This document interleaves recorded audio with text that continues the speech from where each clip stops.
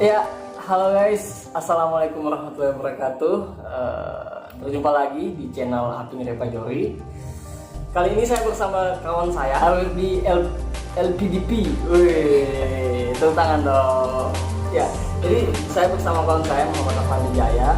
Jadi beliau ini merupakan salah satu awardee LPDP angkatan 155 PK 155 dan saat ini sudah menempuh pendidikan sudah mulai melanjutkan pendidikan di Brawijaya, Fakultas Ekonomi dan Bisnis, pasca sarjana Fakultas Ekonomi dan Bisnis, dan dia membiayai kuliahnya melalui beasiswa LPDP ini. Jadi di sesi kali ini kita akan sharing, atau teman saya Muhammad Afandi Jaya akan sharing seputar beasiswa LPDP, yang dimana itu ada 4 tahap ya. 3 tahapan. Oh, 3 tahapan. Apa semua 3 tahapan itu? Diawali dengan tahap administrasi, kemudian tahap kedua yaitu SBK, seleksi berbasis komputer, kemudian terakhir wawancara yang menjadi substansi dari semua seleksi tersebut. Jadi wawancara yang menjadi substansi ya? Maksudnya substansi seperti apa? Yang paling penting, yang paling menentukan maksudnya. Saya lihat ini baju LPDP ya. Iya, ini sengaja supaya kebetulan juga baju yang lain so kotor. Oke. Jadi kita langsung saja. Baik. Saya rasa teman-teman sudah tidak sabar mau mendengarkan bagaimana pengalaman Kak Fandi selama mengikuti seleksi beasiswa LPDP ini. Karena kita ketahui juga di LPDP kan ada dua jenis ya. Ada yang afirmasi sama yang reguler.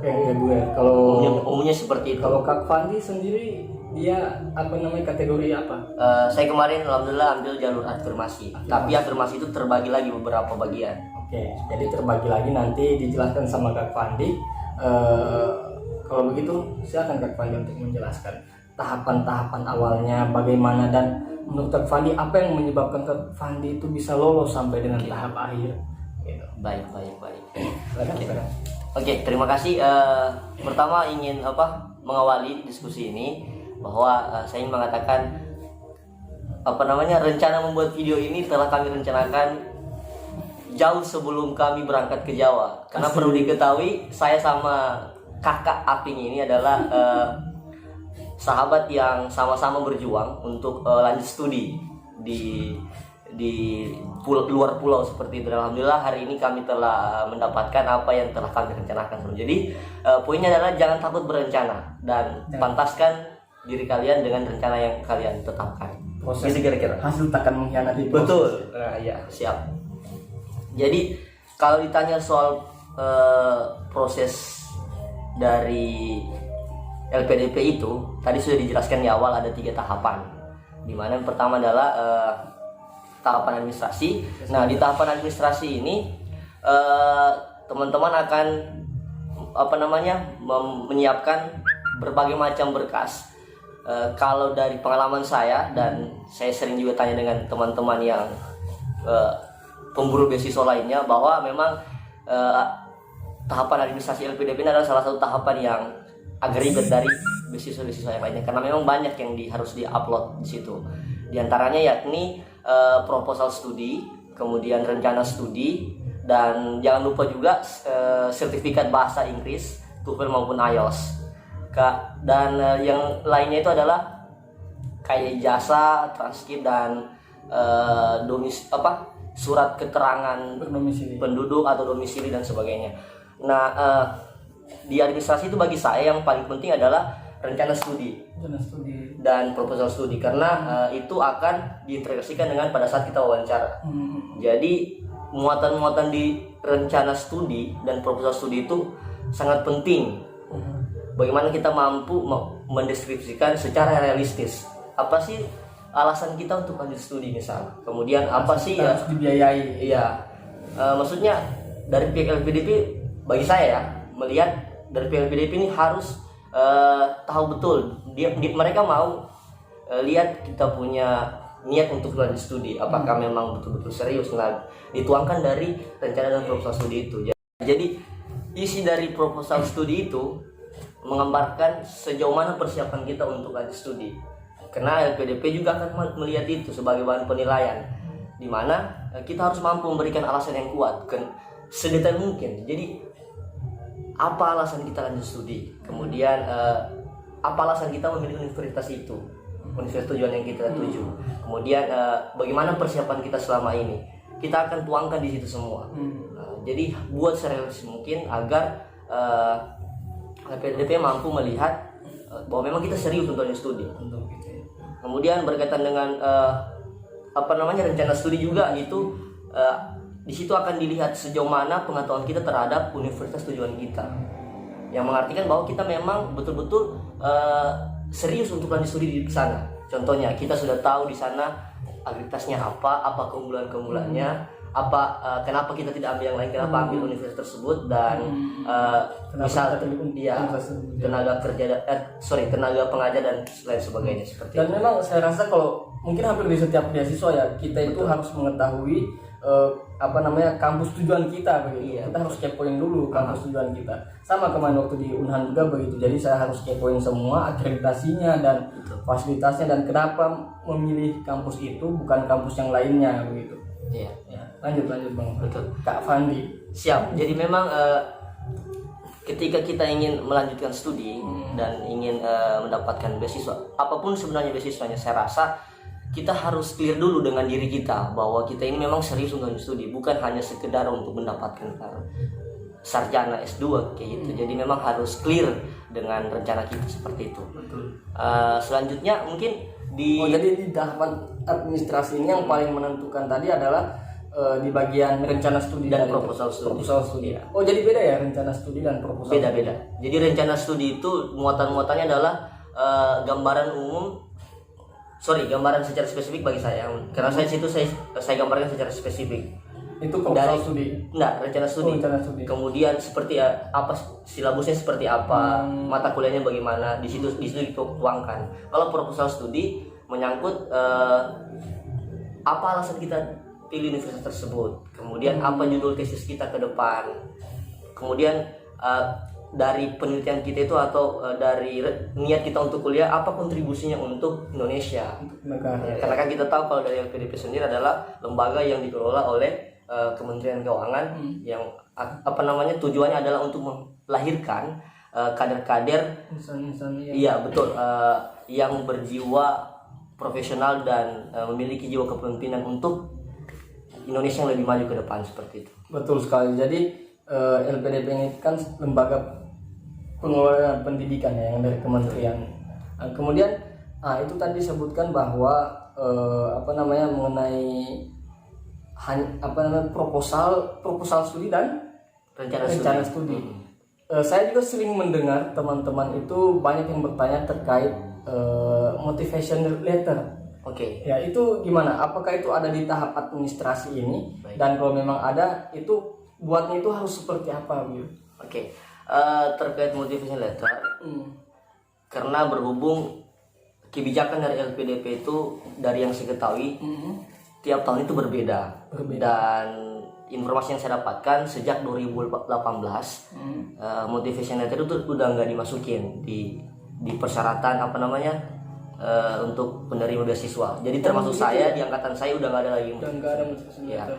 Itu atau jadi include mungkin di. Jadi motivation letter itu kita bisa masukkan di proposal studi. Tinggal bagaimana kita membahasakannya. Kalau motivation letter kan gimana ya? Motivasi kita. Iya, motivasi kita. Kenapa memilih? Sebenarnya muatannya itu hampir sama dengan proposal studi seperti itu. Oh, makanya mungkin dihilangkan ya. Iya, seperti itu. Kan kalau kemarin biasanya motivation letter itu menyangkut apa yang kamu lakukan untuk Indonesia, kontribusi kamu untuk Indonesia di masa lalu, di masa saat ini dan akan datang. Itu kira-kira 3 poin itu yang menjadi penting di motivation letter. Cuman pada saat pendaftaran di tahun yang saya daftar itu sudah tidak ada. Tapi saya berusaha untuk menyampaikan itu di proposal studi seperti itu. Kemudian sebelum kita lanjut mungkin ke tahap selanjutnya, sebenarnya apa yang harus kita persiapkan untuk mengikuti untuk bisa lolos di beasiswa ini begitu? Apa saja? Kan tadi sudah disebutkan kayak TOEFL. Nah, maksudnya TOEFL-nya itu standarnya berapa begitu, dan bagaimana dengan TPA-nya juga? Oh iya. Jadi memang TOEFL salah satu syarat dari administrasi. Kalau TOEFL itu berbagai macam kategori berbeda-beda skornya. Jadi kalau yang reguler itu untuk dalam negeri dia minimal 500. 500 itu sertifikat ya? Iya, sertifikat ITP. Kemudian kalau untuk luar negeri regulernya 550. Berbeda dengan yang afirmasi.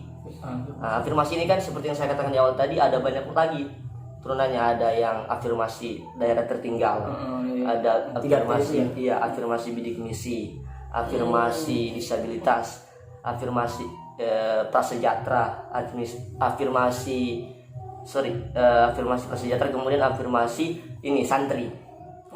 Santri. Kemudian ada standarnya beda-beda. Iya, beda-beda. Kemudian juga ada lagi kategori yang ketiga, yaitu Budi DN. Artinya ini untuk diperuntukkan untuk dosen-dosen. Ada lagi PNS gitu. Ada juga spesialis dokter. Seperti itu.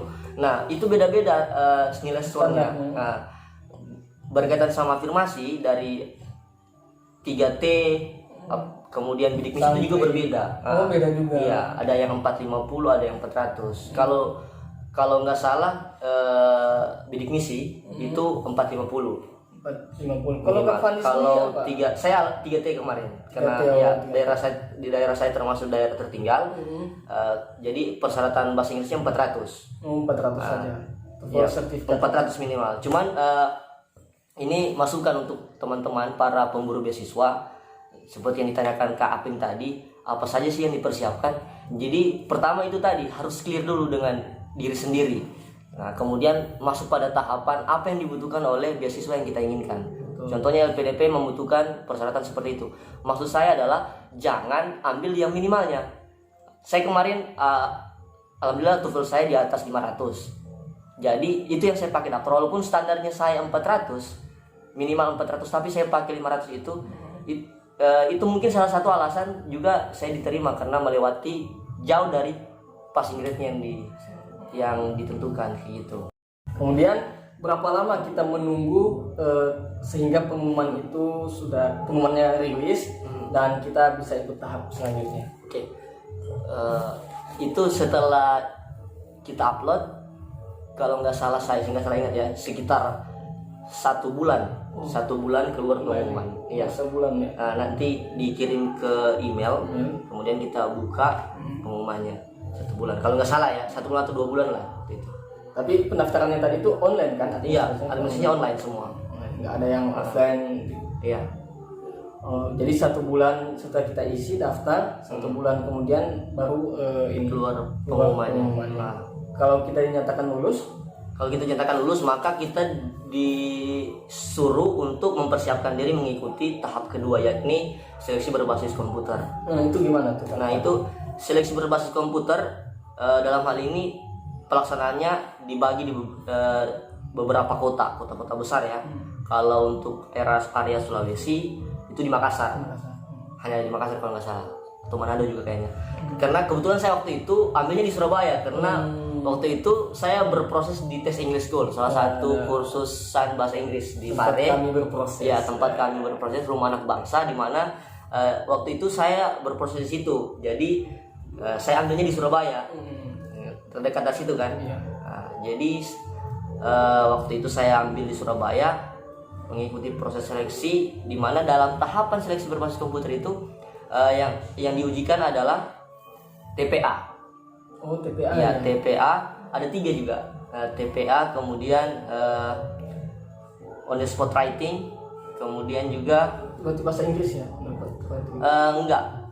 Maksudnya tergantung dari tujuan kita, apakah kita tujuan luar negeri atau dalam negeri. Kalau luar negeri wajib di bahasa Inggris. Kalau dalam negeri Anda mau pakai bahasa Inggris, ya lebih bagus lagi kayak gitu. SBK itu ada 3, yakni TPA, kemudian on the spot writing. Kemudian yang kedua, aduh, kok saya tiba-tiba blank yang kedua. Yang pertama tadi SBK. Ya, yang ketiga itu on the spot writing. Yang pertama TPA. Yang kedua ini itu langsung ada hasilnya nggak? Iya, oh ini tes kepribadian. Oh, psikologi, psikotes. Kayak apa ya, TWK begitulah. Jadi dia itu yang pertama kan TPA. Nah, TPA ini ada 3 juga macam model soalnya. Yang pertama adalah mengenai bahasa, sinonim antonim. Kedua adalah matematika, numerik, interval dan sebagainya. Pada umumnya. Iya, seperti itu. Nah, kemudian tahapan kedua adalah itu tadi tes kepribadian tadi. Itu seperti apa? Menguji integritas kita dalam menjawab soal. Jadi apa kita konsisten ya? Iya, semua jawaban itu tidak ada yang salah, tapi bobotnya ada kayak gitu. Iya. Apakah ada tes rekening koran juga? Tes Pauli? Enggak ada kalau enggak ada ya. Kemudian baru masuk pada tahap on the spot writing. Jadi kita dikasih topik, kemudian menulis dengan tentukan waktunya. Nah, untuk menilai lulus tidaknya dari seleksi ini, nilai yang diambil adalah nilai TPA. Jadi on the spot writing sama kepribadian itu tidak menentukan kita lolos dari tahapan ini. Yang diambil itu TPA aja. TPA itu kan ada 3 tadi, antonim, sinonim, numerik, matematika dan sebagainya itu. Kemudian on the spot writing enggak juga? Iya, maksudnya enggak masuk penilaian. Betul. Gitu. Berarti yang masuk penilaian hanya TPA. Dan nilainya langsung keluar. Gitu. Ada standarnya enggak? Iya, di TPA ini juga ada standarnya yang berbeda dari masing-masing kategori. Iya. Afirmasi, reguler dan budidaya dan sebagainya itu. Itu kalau afirmasi berapa standarnya? Afirmasi kemarin 150, tapi itu nggak ada informasi resmi dari LPDP. Itu berdasarkan pengalaman dari alumni ataupun teman-teman yang sudah bergabung ini sebagai ALIRDI. Itu menginformasikan kepada kami, dan memang saya melihat seperti itu karena perlu saya informasikan juga, saya ini sebenarnya sudah 2 kali ikut tahapan LPDP, tapi di tahun yang sama. Tahapan pertama itu kan dibuka pada bulan Maret. Nah, saya di situ gagal di tahapan SBK ini. Karena waktu itu skor yang saya dapatkan 145. Kan setelah kita klik ujian TPA selesai, skor langsung keluar. Jadi keluar 145. Iya. 145 dan kurang 5 poin. Itu berapa? Karena bobotnya satu benar itu 5 poin. Kalau salah 0. Tidak ada pengurangan. Berarti kurang satu benar lagi saya lolos. Tapi saya percaya proses. Saya berusaha untuk daftar lagi karena kebetulan masih buka. Karena LPDP itu sekarang ini 1 tahun 2 kali proses pembukaan. Tapi kan dengan kondisi seperti ini, ada wabah corona, kebijakan baru lagi sudah keluar bahwa pendaftaran akan ditunda sampai waktu yang tidak ditentukan. Jadi memang corona ini jadi musibah dunia ya. Betul. Semoga virus ini enyah dari muka bumi. Iya, amin. Jangan lupa selalu stay at home. Kayak kami ini stay at home. Sebelumnya kami juga karantina loh. Suah karantina. Beliau balik dari Kak Fandi balik dari Malang. Karantina berapa lama? 2 minggu. Saya juga balik itu enggak karantina langsung. Kayak karantina. 2 minggu juga. Oh, jadi gitu ya? Iya. Nah, itu tadi bagi saya itu sangat sebenarnya bisa jadi satu motivasi kita bahwa di tahap pertama kan enggak lulus. Iya, Fandi kan. betul. Kemudian ikut tahapan kedua. Akhirnya lulus di tahapan kedua. Iya. Jadi teman-teman jangan menyerah. Kejar impian kalian. Menjadi wajah ya. Iya. Barang siapa yang bersungguh-sungguh dia akan mendapatkan, insya Allah. Saya kemarin termotivasi dengan kata-kata dari senior, dari orang tua, dari semua lah, khususnya dari orang tua yang mengatakan bahwa kalau kamu niatnya baik pasti hasilnya baik. Nawa itu diperbaiki juga. Betul. Jadi memang niatnya emangnya apa niatnya? Ya, niat saya memang untuk membuktikan bahwa saya keluar dari pekerjaan, ingin lanjut studi. Memang saya sungguh-sungguh lanjut studi. Biar itu nggak ada niat yang nikah mungkin apa? Kalau ditanya nikah pastilah. Pasti, dan saya pikir Kak Api juga udah menggebu-gebu untuk menikah ya, kira-kira begitu ya. Artinya tidak terlepas dari semua itu. Karena kita kan memang ingin hidup lebih baik ya. Jadi kemarin itu pada saat saya gagal, saya tidak terlalu merasa kan biasanya orang kalau gagap kayak down. Ya. Kalau saya rasa memang saya belum maksimal pada saat itu berproses. Jadi saya kembalikan ke diriku. Dan di sisi lain saya harus dapat beasiswa tahun ini karena memang waktu saya sudah sudah semakin terbatas. Ya, karena ada batasan umur kan? Iya betul. Dari pihak keluarga juga menekankan terus kalau memang tidak ada studi mending kamu kerja atau nikah gitu. Jadi kayak gimana ya? Di satu sisi saya berusaha untuk mawas diri bahwa memang saya belum maksimal. Kemudian kedua saya harus dapat. Jadi saya mau tidak mau harus daftar lagi. Dan saya belajar dari pengalaman sebelumnya. Jadi usaha saya lebih maksimalkan lagi, betul sekali. Dan alhamdulillah pada saat itu yang tadinya saya dapat 145 kaping, pada saat seleksi kedua target saya melebihi dari batas nilai. Kan targetnya itu 150 sudah lolos yang afirmasi. Kalau yang regular 180 dalam negeri. Dan saya lewat dari 180 itu. Seperti itu. Biasa. 195 waktu itu saya dapat. Mantap. Jadi saya pas ketika melihat skor itu saya langsung percaya diri, insya Allah saya lolos ini, kayak gitu. Jadi berusaha untuk menenangkan diri lagi. Ya, karena masih untung loh Kak Fandi cuma 2 kali pas ikut yang kedua sudah lolos. Iya. Banyak teman-teman kita yang di luar sana nanti sampai 5 kali, 6 kali kan? Iya betul. Itu mungkin kebijakan dulu ya, karena memang sekarang ini perlu saya informasikan juga LPDP itu atas dasar keseriusan ya. Mereka ingin melihat sejauh mana keseriusan kita untuk belajar untuk mempersiapkan menjadi AWRD. Jadi mereka mengeluarkan kebijakan ketika tidak lolos 2 kali tahap wawancara maksud saya begini, kalau yang tidak lolos wawancara tidak bisa ikut tahap kedua di tahun yang sama. Kalau saya kemarin kan tidak lolos di SBK, di tahap SBK, jadi saya masih bisa ikut. Kalau dia tidak lolos di tahap wawancara, dia tidak bisa ikut di tahun yang sama. Jadi dia bisa daftar lagi tahun berikutnya. Dan itu 2 kali saja, 2 tahun saja dia punya jatah. 2 kali ya. Dua kali saja dia. Kalau dia tidak lolos 2 kali, dia namanya langsung di blacklist. Oh gitu. Jadi nggak bisa lagi daftar PDP. Kalau untuk SBK kayaknya 3 kali.